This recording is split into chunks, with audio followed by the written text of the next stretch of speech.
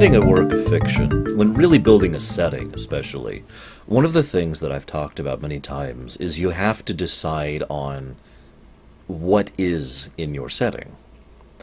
What I mean by that sounds like a duh, but most people don't really think this to the extent they need to. Let me give you a direct example. There's a lot of stuff here in real life that we don't actually know the answers to, believe it or not. We still don't know the whole truth of all of reality, time, space, fiction, and anything else. Weird, right? But in fiction you have to. You need to know how everything works and why it works in order to properly build the infrastructure for a story to exist within. You have to build the rules, in other words. My favorite example to use of this is truth. We here in real life do not know if there is such a thing as absolute truth. In fiction, you have to decide if absolute truth exists in your setting, or if it does not. That's up to you. I mention this because there's a lot of that in this episode. We've already seen a lot of presentation of this, mostly in the Vorlons, but I think it's becoming more and more clear that that's more Vorlon philosophy, not philosophy in general. Lorien asks some questions that are just one step past what the Vorlons were doing. He does actually ask, "Who are you?" He actually asks, "What do you want?"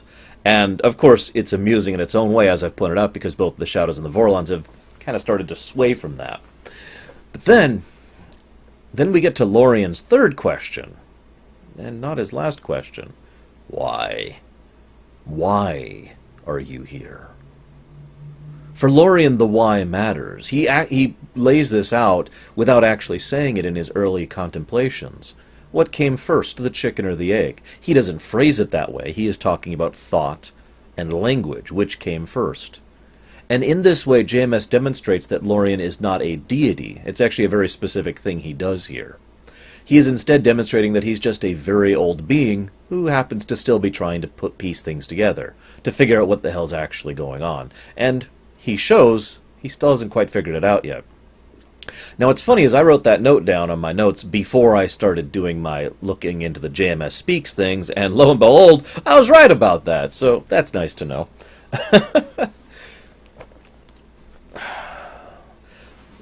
One of the things that I find weird about this show is it doesn't really know how to handle drama well. I don't know where to put that. There's this scene at the end which is just heartrending. It's awesome. I admit I got a little emotional about it. And then all of a sudden Sheridan says, "Delenn!" in just a weird tone, and then it cuts off, and it killed the moment for me. Like, remove the line. And Babylon 5 has done this many times. Now, I mention that because it only does that in moments of melodrama or suspense or action or whatever. When it comes to simple character stuff, it's smooth as butter. And I don't actually have a lot else to talk about Lorien, and I want to segue here, but just before I segue, because I'm talking about Shakar and Londo, before I segue, let me just say that this episode is a perfect example of one of the things I love about Babylon 5. I'm just sitting here, jotting down my notes, watching the screen, jotting down another note, watch the screen, jot down another one. I look up and I'm like, oh God, the episode's over! It didn't feel like it was a full episode. It felt I was so into it. I was so locked into the events and so zoned in and so engaged that the time just passed. And all of a sudden, nope, end of episode. Like, oh, wow.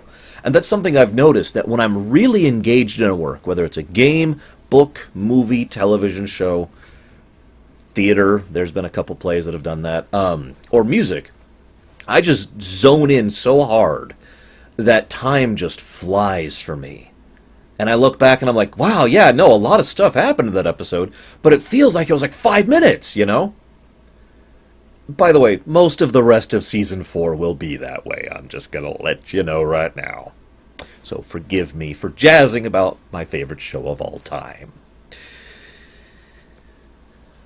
I've mentioned the chemistry problem Babylon 5 has before. I mention it because some actors really do have just oozing chemistry, and this is the second time I've accidentally built a segue into a scene I don't want to talk about yet, Shakar and Londo, but I've mentioned before how Delenn and Sheridan don't really have a huge amount of chemistry. Now, I mention that because one of the interesting things is that Delenn and Sheridan have great chemistry when they're not with each other.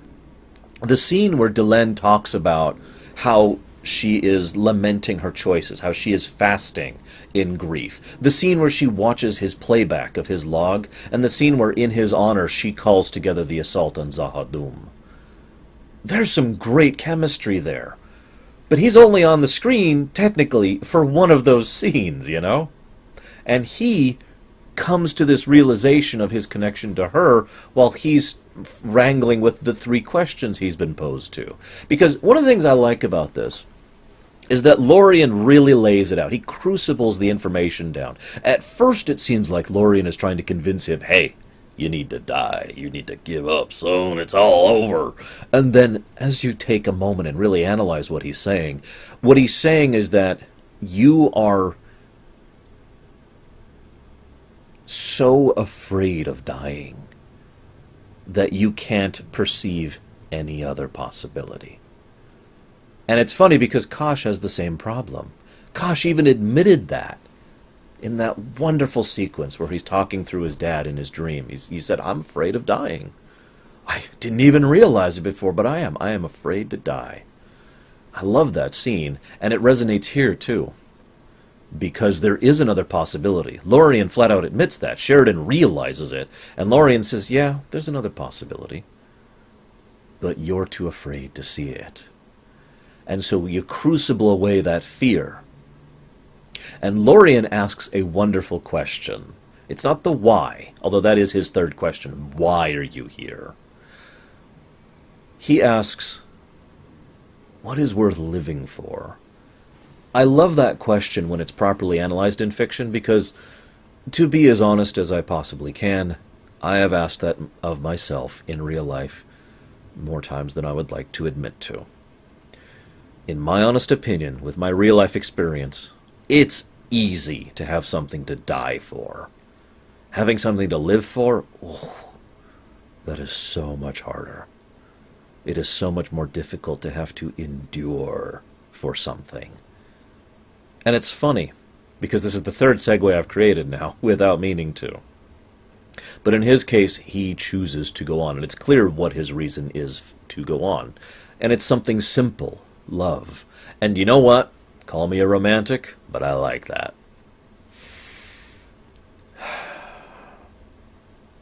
Marcus backing up G'Kar in his scenes was awesome.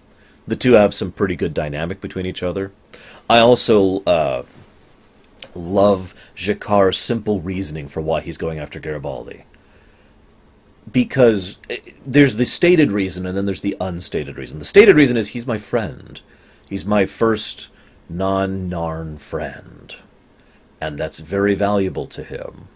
And we've already seen the connection Garibaldi has had to G'Kar and vice versa. So that's well established.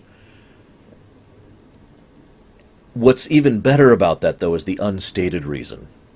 Because G'Kar has many of the same problems Ivanova does. He is a man of action. He does. He was the person who was willing to go and sacrifice himself to save his people more than once, actually. When he was asked to claim for sanctuary, oh my God, it killed him.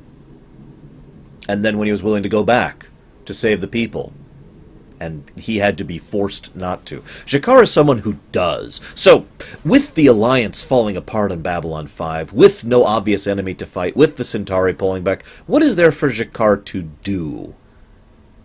And he can't take it. He can't deal with it.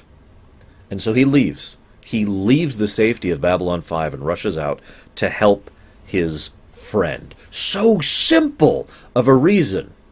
And it ties back into what Lorien asks. Why are you here? Because he's my friend. It's such a simple, basic reason, but base reasons can be very powerful. And the best part is he even acknowledges how relatively stupid what he's doing is, and he sends Marcus back. And I like that for 2 reasons. Number 1, it helps Marcus, and he understands and acknowledges that. But number 2, G'Kar acknowledges a truth that I don't think he consciously acknowledges so much as understands the outer limits of. He needs political power. Resources, information, people, rights, legals, privileges, all that stuff that makes it political power. He needs it. But he's not thinking in terms of what he actually needs it for. He's thinking in terms of Garibaldi. Again, that beautifully dovetails into what happens between him and Londo. But before I get to that, because that's just such a brilliant goddamn scene. I've already referenced it like 4 times without even meaning to, just because it's resonating in my memory so hard.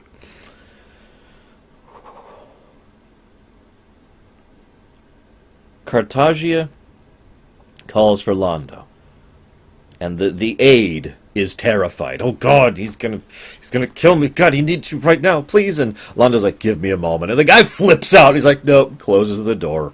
Londo shows up. Now, I do read the JMS Speaks stuff on the Lurker's Guide now to try and get up on that. And what's funny is this is another one I called.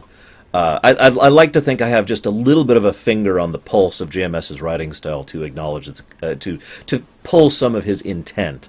And this is another thing I pulled intent-wise out of it, because Londo stands up to the Emperor in a way that can't politically be used against him. He basically word dances around him. Now here's the important part. He does so without backing down. Apparently the director had been telling Peter Jurasik to, be humble and meek, not understanding the intent of the words.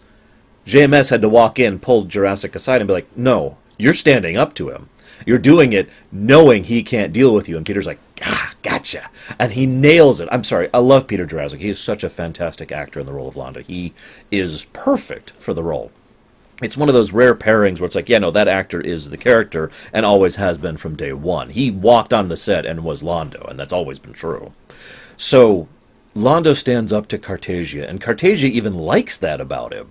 In all his madness, he's like, ha ha! You don't grovel and snivel like everyone else does. And it's something different, and it's something unique, and it's got that sort of exotic air of having a follower who doesn't snivel. So he likes it, he tolerates it, he accepts it. Then he brings in his prize. I want you to go rewatch that scene. I don't remember where it is in the episode, forgive me, I should have made a timestamp, but I want you to rewatch the scene.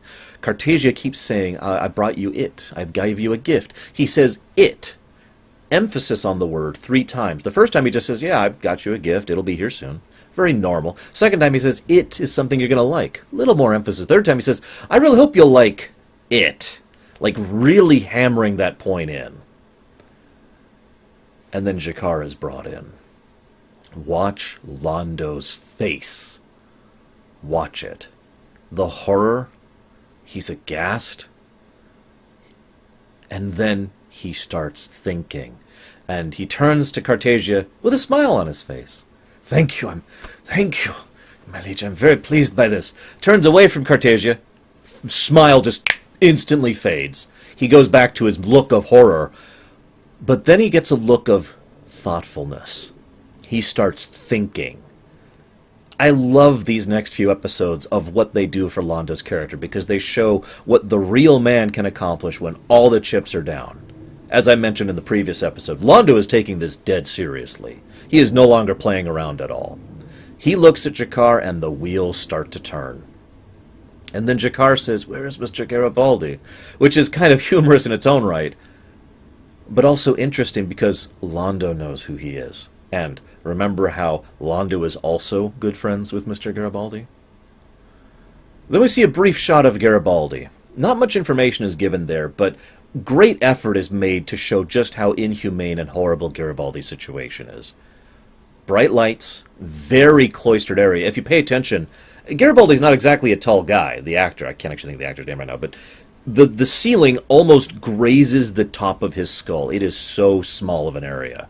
And it's this tiny little room with bright lights and a chair. And a loud voice demanding answers for 9 days.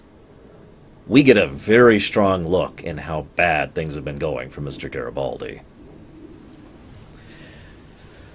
Then there's this scene I've been referencing for so long, and to be honest, I don't even need my notes for this. JMS of this episode is quoted as saying, you put Peter Jurassic and Andreas Katsulas in a room, and you just let them go. And it's so true. Every single time those two have been in a room acting off of each other, it has been perfect.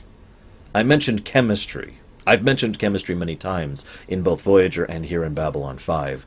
There is amazing, dynamic chemistry between those two actors, and they play off of each other perfectly. Londo goes in there, and he starts telling G'Kar what will happen to him with almost clinical disgust. He doesn't overact it. He's not vomitous. He's not... He just says with clear, quiet disdain, this is what they will do to you. And G'Kar says, does this please you? And Londo says, no. Doesn't even hesitate. No. Maybe once... nope. Even then, I would not wish this upon anyone. There's an interesting line before that. If you had wanted to die, you should have contacted me. I would have made it quickly and with dignity, not this mess. It speaks to the respect that he has slowly developed for G'Kar. And, in fact, probably had even before all of this really began. And not before the series began, but I mean, when things really started getting into motion with Mr. Morden in the shadows. And then he says, very simply, there is a monster on the throne of my people, and that monster must be removed. But in order to remove him, you will have to endure horror, and I will have to watch. And he doesn't say it, but it's right there on the tip of his tongue. I will have to pretend to enjoy it. Stuff that is so disdainful, disgusting, and abhorrent to him. Think about that. Now, obviously, G'Kar has the worst deal there. I'm not arguing that. But my point is, no one should have to go through what either of those men are going to do. But he says, I will do it if you will do it. And G'Kar says, you didn't ask me my price. And Londo's like, you can't negotiate. But G'Kar, showing that he has a brain, points out, no, you can't negotiate either. Both of us are powerless without the other. And Londo, swear that you will free my people. And Londo thinks, and you watch his face, his eyes even dart around a bit as he's processing and he's thinking, and then he says, all right, I swear. And what I find interesting is G'Kar trusts that. That's an interesting step for G'Kar. But the reason I kept bringing up all those earlier segues, who you are doesn't really matter to either men at that point. They know who they are. What they want, well, ironically, both men know exactly what they want at this point and are pursuing it. They both want what is best for their people. In this, they are surprisingly and strangely unified. But the weird question is Lorien's third question. Why are you here? Why is Londo there? Why is G'Kar there? It is a great and powerful irony that G'Kar, in his efforts to save one man, is now in a position to save millions of his hated enemies and his own people. But of course that goes back to the other question, what I think is the more important question Lorien asked. Again, dying? That's easy. But what both Londo and G'Kar have to do is they have to live. They have found something worth living for, just like Sheridan did. And they will now have to endure a great hardship to get to that point, assuming they can get there at all. Things are going to get really dark really soon, and I ain't talking about shadows. I'll see you next time, guys.